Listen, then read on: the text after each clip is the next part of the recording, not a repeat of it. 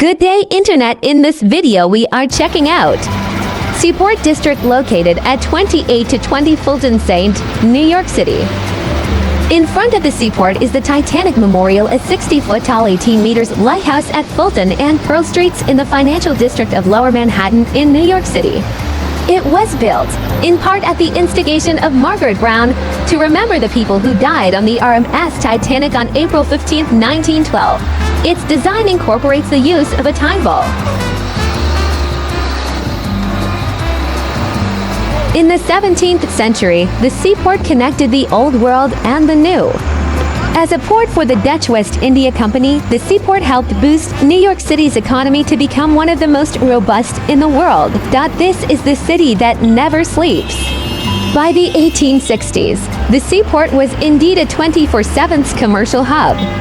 Ships from this era are still docked in the river, as part of the South Street Seaport Museum. Remember the Fulton Fish Market? It opened here in the 19th century and was one of the busiest in the nation as shipping and trade shaped our neighborhood in the 20th century. Formerly an 1800s fishing port, the Seaport in Lower Manhattan offers views of the city skyline and the Brooklyn Bridge over the East River.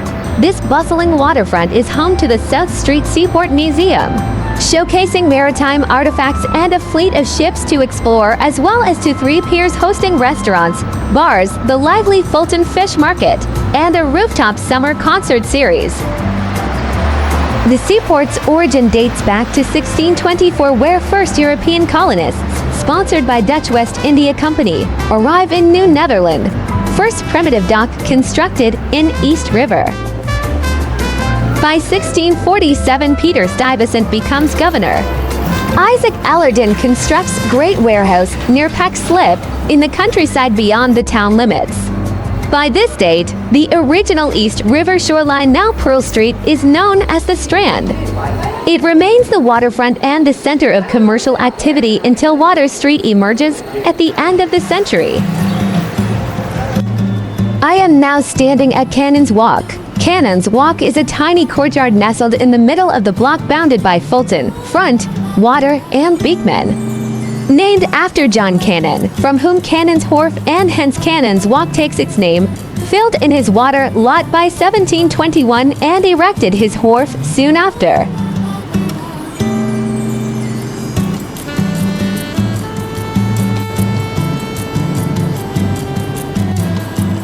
Cannon's Walk is a hidden gem in the Seaport District where you can admire the full block of early buildings consolidated around a central open-air area.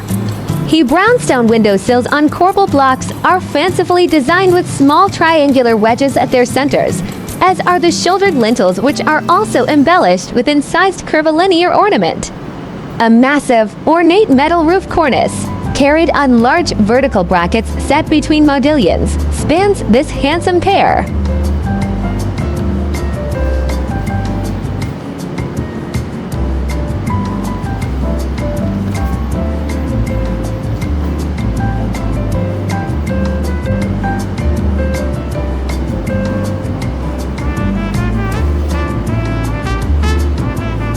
These are the original buildings built in the early 1800s era.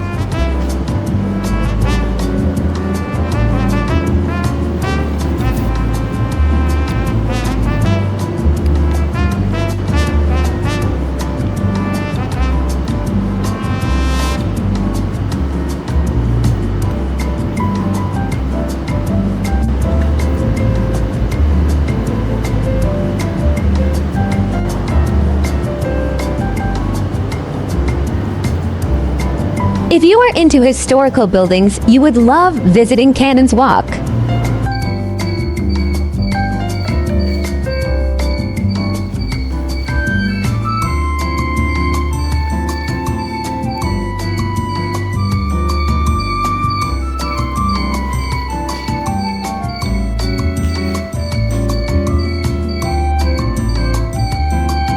In front of me is the Fulton Market Building at the Front Street.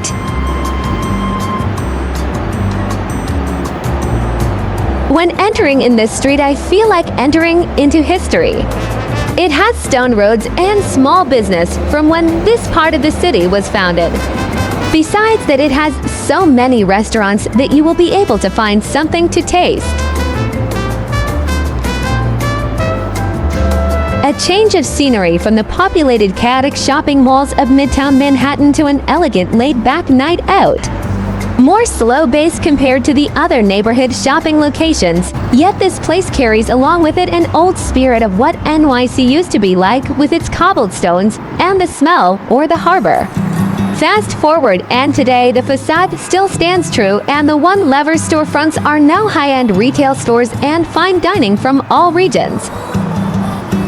I am now standing at Peck Slip Plaza. Prior to its maritime prominence, the Peck Slip area accommodated New York's first brick-built market.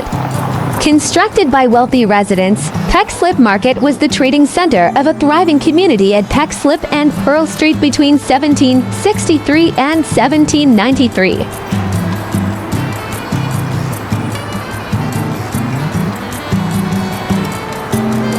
Captain Joseph Rose House. This Georgian-style house is the oldest building in the South Street Seaport Historic District and the third oldest in Manhattan. Built in 1773 by Captain Rose, who was in the business of transporting mahogany from the Bay of Honduras to the New York market. Bridge Cafe to 179 Water Street. The historic site was originally home to a grocery and wine and porter bottler, opened in 1794. The building was described in city directories variously as a grocery, a porterhouse, or a liquor establishment. Henry Williams operated a brothel there from 1847 to 1860, and the prostitutes were listed in the New York City census of 1855.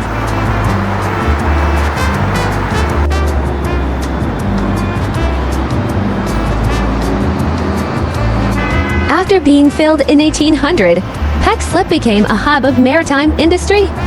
Local businessman Jasper Ward realized its potential and purchased this reclaimed land. He built 3 warehouses between 41 and 45 Peck Slip, prime locations for harbor-related industry. Number 45 survives at the intersection with South Street, preserved by the South Street Seaport Historic District.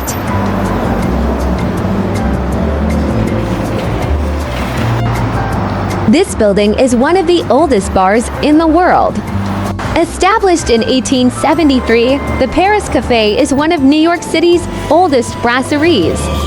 Located in the historic South Street Seaport District, the Paris Café is a landmark in the Federal Registry of Historic Buildings and a landmark among restaurants everywhere. Bob Dylan, Thomas Edison, Teddy Roosevelt, Lauren Bacall, and Butch Cassidy were all guests of this iconic establishment.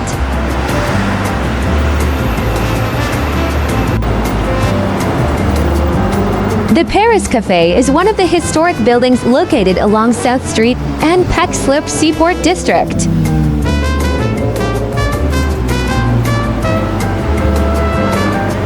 Yup, that is Fulton Market Building, South Street Seaport.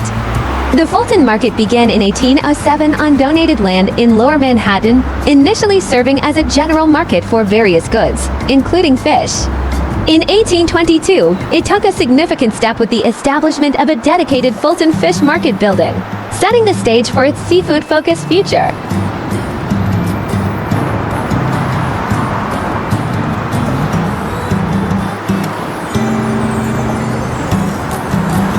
Tin Building by Jean Georges, 96 South Street, Pier 17, New York. Tin Building was constructed in 1907 and was directly modeled on the 1869 version. The Fulton Fishmongers Association first built a wooden market south of the current site along the East River in 1869, then another around the present location near the Brooklyn Bridge in 1894. This is the Seaport District at Fulton Street intersection of South Street. This art installation, called Hyperrealistic Swimming Sculptures by world-renowned artist Carol A. Feuerman and leading international art gallery, Galleries Bar 2, have unveiled their stunning hyperrealistic swimming sculptures that are previously installed at Park Avenue and now stands at Pier 17, Seaport District. The ships, our lightship Ambrose and Wavertree docked at Pier 16, are actually maritime museums.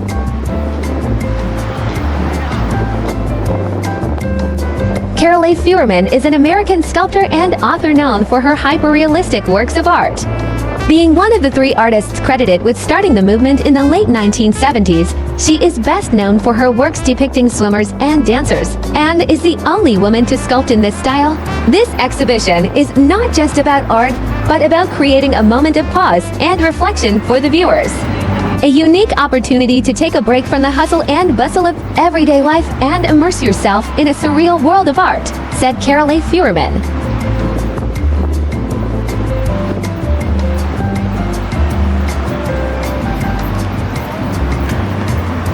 This is inside the Tin Building. The best view of the East River is at Pier 17, is undoubtedly the most amazing East River backdrop showing the Manhattan and Brooklyn bridges. You can get some good views from the ground floor, but the best views used to be from the rooftop of the main building at the pier. On one side, you can see a far distance between Governor's Island and the Statue of Liberty. Again, on another side, you can see from far the World Trade Center and, in fact, even the Empire State Building.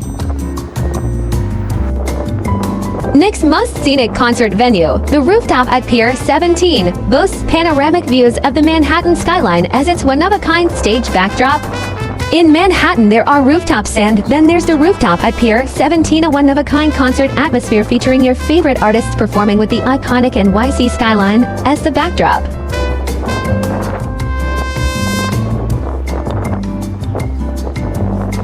Yep, across the East River is Dumbo, Brooklyn.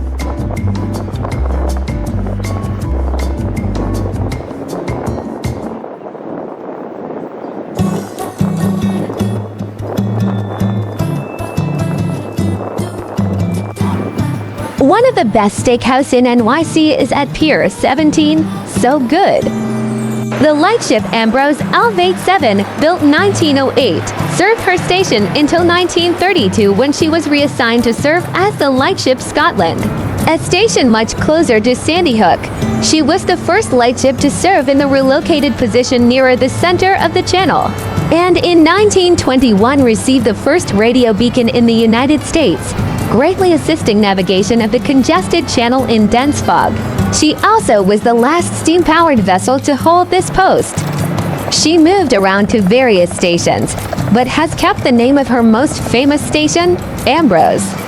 In 1964, she was retired from the United States Coast Guard, and in 1968, she was given to the South Street Seaport Museum in Lower Manhattan in New York City and moored at Pier 16 on the East River. In 1989, she was declared a National Historic Landmark.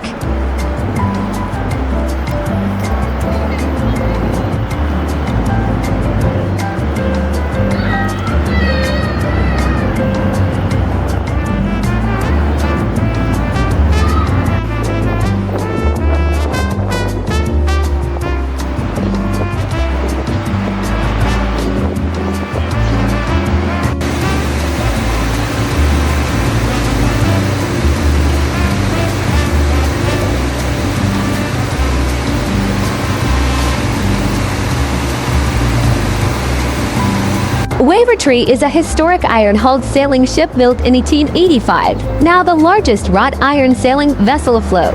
It is located at the South Street Seaport in New York City, built in Southampton, England in 1885. He was built for the Liverpool Company R.W. Leyland and Company, and is named after the Wavertree district of that city.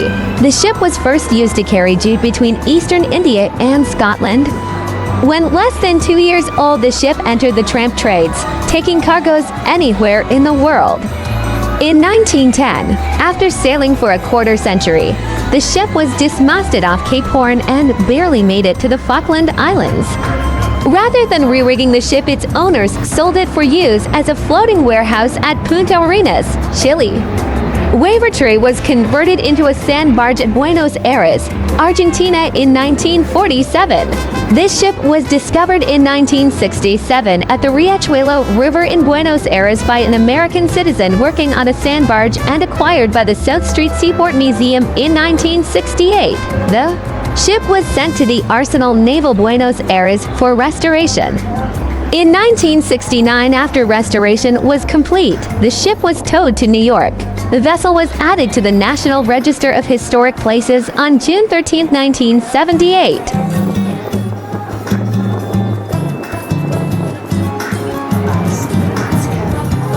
I am now standing at the Pier 15, South Street, Seaport. This once neglected waterfront space has been revamped into a public pier, with 2 floors of observation decks, greenery, seats, and benches offering spectacular views of the East River. The 50,000 square foot structure, which also features an indoor seating and observation area, is part of the city's revival of the East River Esplanade.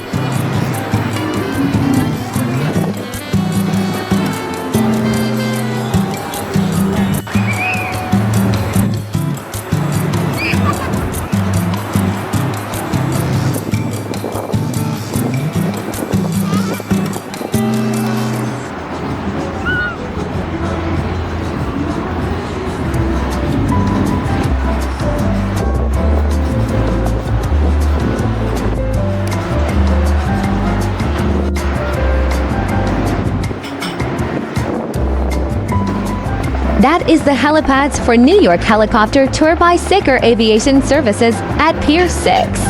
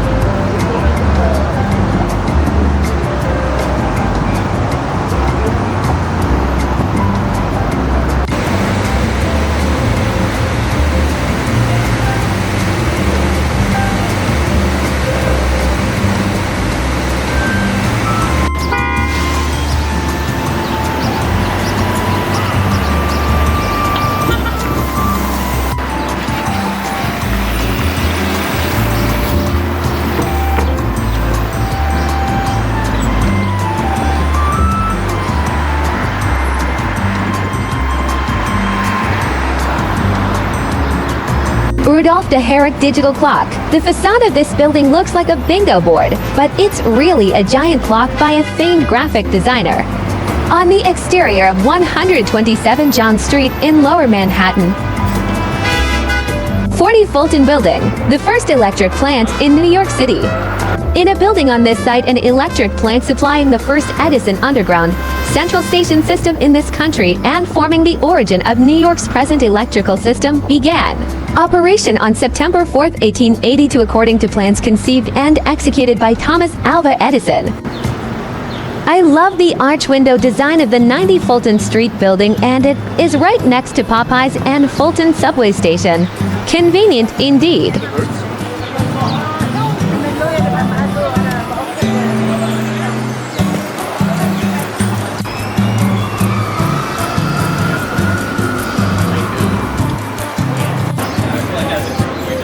Thanks for watching. Please like and subscribe. Ho, ho, ho!